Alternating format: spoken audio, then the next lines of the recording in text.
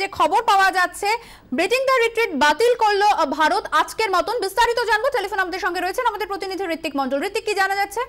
দেখো, যেটা জানা যাচ্ছে যে এই ঠিক উড়িতে হামলার 11 দিন পর যেভাবে জবাবি কারবাই করতে শুরু করেছে ভারত, কালকে রাতে যে সার্জিক্যাল অপারেশন হয়েছে এবং তাতে কিন্তু কার্যত ভারত তার অবস্থান স্পষ্ট করতে শুরু করেছে এবং এর প্রতিক্রিয়া করতে শুরু করেছে একে একে। যেটা আমরা জানতে পারছি যে আজকে যে ওয়াঘা বর্ডারে ব্রিজিং দ্য রিট্রিট, যেটা প্রত্যেক দিনের নির্ধারিত একটা কর্মসূচি, এটা পাকিস্তানের সঙ্গে সদ্ভাব প্রদর্শন করে, সেটা আজকে মতো ভারতের তরফে ক্যান্সেল করা হয়েছে।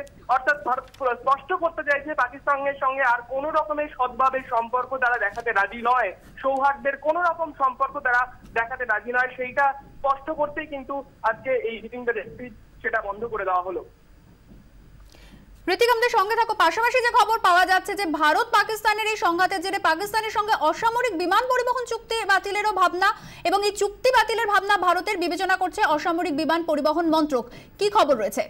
দেখো, এই সম্ভাবনা কালকেই জোরালো হচ্ছিল, কারণ যেটা আমরা জানি যে 2001-এ যখন পার্লামেন্ট সংসদ ভবনে যখন হামলা হচ্ছিল, তারপরে এই ভারত পাক অসামরিক বিমান পরিবহন যে চুক্তি সেটি বাতিল করার সিদ্ধান্ত নেওয়া হয়েছিল, সেটা স্থগিত করা হয়েছিল। যেভাবে আমরা সিন্ধু জলসন্ধি চুক্তি নিয়ে যেরকম দেখছি যে প্রশ্নচিহ্ন উঠেছে, সেরকমই কালকে কিন্তু ক্যাবিনেটে এই বিষয় নিয়ে আলোচনা ওঠে। ইতিমধ্যেই কিন্তু অসামরিক বিমান পরিবহন মন্ত্রক তারা আলোচনা করছে। এই চুক্তি অনুযায়ী কিন্তু প্রত্যেক সপ্তাহে দিল্লি এবং মুম্বাই হয়ে ভারত পাকিস্তানের মধ্যে 12টি অসামরিক বিমান পরিবহন হয়।